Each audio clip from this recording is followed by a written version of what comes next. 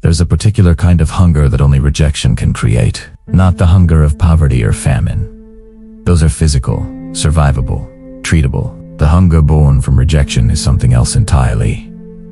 It lives in the chest. It does not ask to be fed. It demands to be answered. It turns inward and burns so slowly and so completely that by the time the person carrying it stands before the world, they have been forged into something that comfort could never have produced. Shaka kaSenzangakhona was born into that fire. He did not choose it. He did not ask for the circumstances of his birth, the cruelty of his childhood, the exile that defined his adolescence, or the mockery that followed him like a shadow through the first decade of his life. What it chose, and this is the thing that separates ordinary bitterness from extraordinary greatness, was what to do with it. He chose to study. He chose to observe. He chose to think deeply and without sentiment about the nature of power, warfare, human psychology, and organization. And then, when the moment arrived, he chose to act with a completeness and a ferocity that the world had not seen on the African continent and would not forget for centuries. By the time he was done, he had taken a small, obscure clan of fewer than 2,000 people and forged it into an empire of more than 250,000. He had revolutionized African warfare so completely that military historians in the 20th century would compare his tactical innovations to Napoleon Bonaparte. He had created a fighting force so psychologically formidable, so physically disciplined, so organizationally sophisticated that it would defeat British colonial forces equipped with firearms using nothing but coordinated human will, the spear redesigned by a genius. This is that story. Not the myth, not the caricature of the savage warlord that colonial historiography preferred. The real story of a military genius, a political revolutionary, a psychologist of power, and a man whose wounds became his weapons, and whose weapons changed the world. Part 1. The Wound. Birth, Exile, and the Education of Humiliation. To understand Shaka, you must first understand the world he was born into, and what that world immediately decided about him. Around 1787, a Zulu chief named kaSenzangakhona had a liaison with a young woman named Nandi of the neighboring Lungeni clan. The relationship violated the social codes of the time. When Nandi became pregnant, the Zulu elders initially denied it, suggesting she was suffering from a stomach parasite called Shaka rather than carrying a child. When the child was born and could not be denied, he was given that name as a permanent mark of his illegitimacy. He was named after a parasite. Before he could speak, before he could walk, the world had already issued its verdict on his worth. He spent his early years among the Zulu, where the stigma of his birth made him and his mother targets of constant ridicule. Other children mocked him. Adults dismissed him. His father, kaSenzangakhona, showed little interest in protecting either of them. When Shaka was approximately 6 years old, he was responsible for allowing a dog to kill one of the clan's sheep. The punishment was not proportionate. He and his mother were expelled, driven out, sent back to the Lungeni people his mother had come from, and the Lungeni, already embarrassed by Nandi's situation, received them with contempt rather than warmth. The historian Donald Morris, in his exhaustive study of the Zulu nation, documents these years as formative in a way that goes beyond the biographical into the philosophical. Maurice argues that Shaka's childhood was not merely difficult, but systematically dehumanizing, designed, whether consciously or not, to produce a person who believed themselves to have no value. What it actually produced was a person who decided, at some point in the silence of those humiliated years, that value was not something other people gave you. It was something you took. The philosopher Friedrich Nietzsche, writing from a completely different context, but arriving at a related truth, argued in his concept of the will to power that the fundamental drive of human life is not pleasure-seeking but the expansion and expression of one's own strength. He distinguished between what he called the slave morality, the morality of the weak, which reframes suffering as virtue and powerlessness as righteousness, and the master morality, which looks at suffering directly, without romanticizing it, and uses it as raw material. Shaka, who had never read Nietzsche and predated him by a century, was living proof of the distinction. He was eventually taken in by the Methwa, under the paramount chief Dingiswayo, a man who would become the most important figure in Shaka's formation. Dingiswayo was himself a sophisticated thinker. He had traveled. He had observed different systems of organization and governance. He saw in the young Shaka something that the Lungani and the Zulu had looked at and dismissed. He saw potential so concentrated by suffering that it had become dangerous. He took Shaka into his army. Part 2. The education, Dingiswayo, and the laboratory of war. Under Dingiswayo, Shaka received the education that his birth had tried to deny him. Not formal education in the Western sense, but something in many ways more valuable. He received mentorship, observation, and the freedom to think.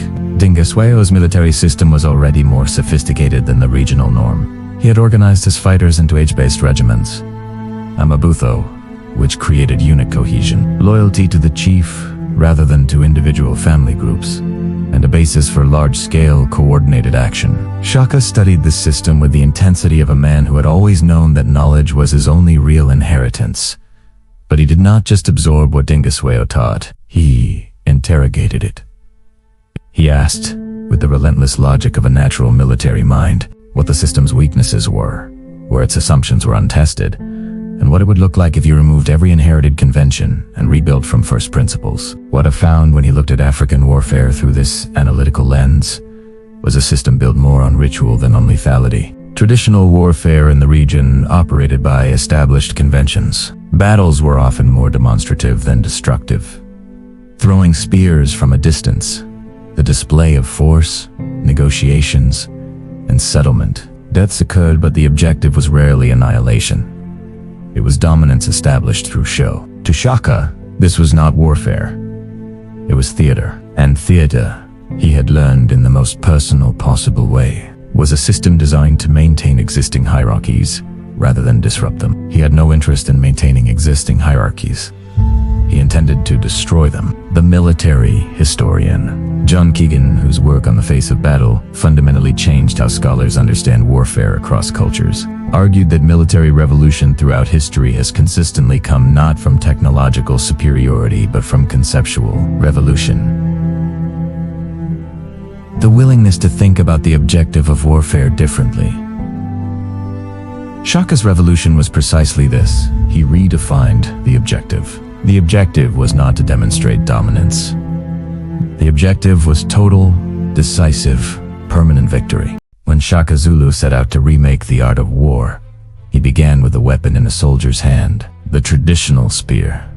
The asiga was a throwing weapon. You led it, and then it was gone. Shaka saw this not as safety, but as a lost opportunity. So he created a new weapon. A short-shafted spear with a long, wide blade. Not for throwing, but for thrusting in close-quarters combat. Its name even mimicked the sound it made. This wasn't just a technical upgrade. It was a philosophical one. It forced a total commitment to the fight. Next, he revolutionized tactics with the horns of the buffalo formation. The main force, the chest, would pin the enemy. Then, two flanking horns would encircle them, cutting off any escape. Finally, a reserve force, the loins, would move in to deliver the final blow. To make this work without modern communication, Shaka drilled his men relentlessly. They ran 4 miles barefoot, becoming tougher and faster than any army of the era. He instinctively understood what the Prussian theorist Clausewitz was writing at the exact same time. The goal of war zoomed us to take land, but to break the enemy's will to fight. Shaka's innovations didn't just win battles. They redrew the map of southern Africa from about 1816 to 1828. His campaigns sent shockwaves across the region, a period historians call the Mafican, or the crushing. Entire peoples were displaced, and new nations were forged from the chaos, often using the very military tactics Shaka had perfected. The Zulu state he built was more than an army. He centralized power, using his regimental system to build national loyalty that overshadowed local clan ties. He even controlled when his soldiers could marry, a form of population management that ensured a constant supply of dedicated fighters. But Shaka was not a simple hero or villain. While some scholars highlight the brutal caricature created by colonial writers, others point to the genuine loyalty and political genius he commanded. The Mafican caused immense suffering, and Shaka himself could be ruthless. After his mother Nandi died, his grief spiraled into tyranny. He ordered a year of mourning so extreme no crops planted, no milk from cows that bordered on mass cruelty. As the philosopher Hannah Arendt might say, he began to substitute violence for the collective power he had once inspired.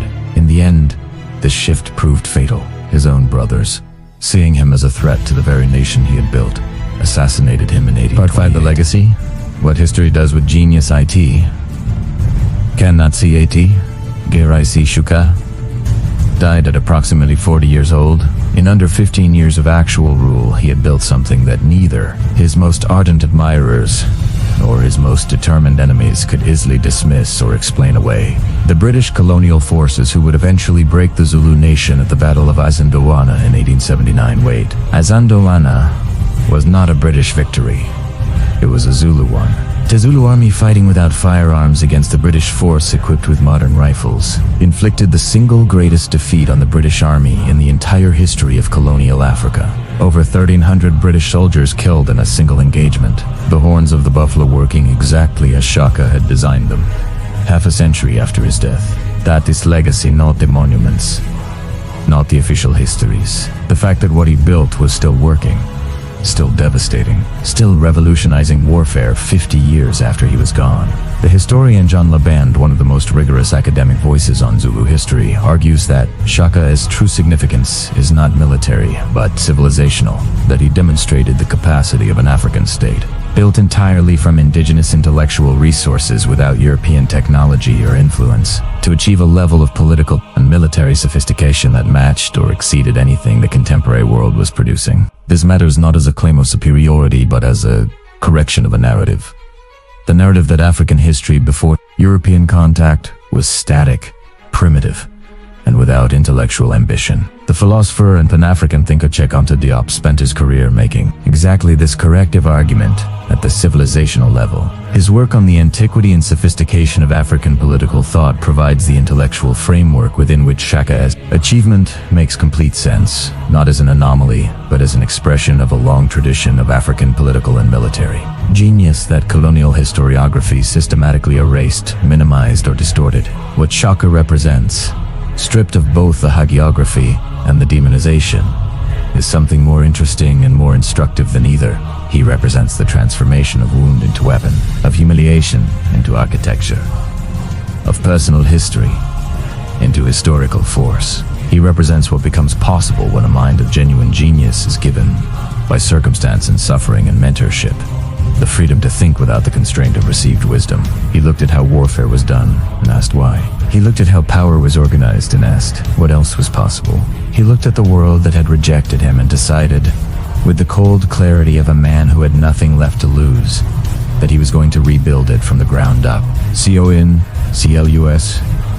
In the end, Shaka kaSenzangakhona is not a simple story. He is not a hero without shadow or a monster without humanity. He is something more difficult and more true than either a human being of extraordinary capacity shaped by extraordinary pain into extraordinary consequence. The boy who was named after a parasite before he could speak became the man who made empires tremble. The child expelled from 2 homes built a home for 250,000 people and gave them a name they still carry with pride. The adolescent, mocked for his illegitimacy, rewrote the laws of warfare so completely that military academies would study his tactics 200 years later. Marcus Aurelius wrote in his Meditations that the impediment to action advances action, that what stands in the way becomes the way. He was writing as an emperor, trying to remind himself of Stoic principle. Shaka did not write it. He lived it so completely and so dramatically that the principle requires no other demonstration. The wound was the education. The humiliation was the curriculum. The exile was the laboratory. And what came out of that laboratory changed the world. Not because suffering produces greatness. It usually does not. Suffering usually produces more suffering.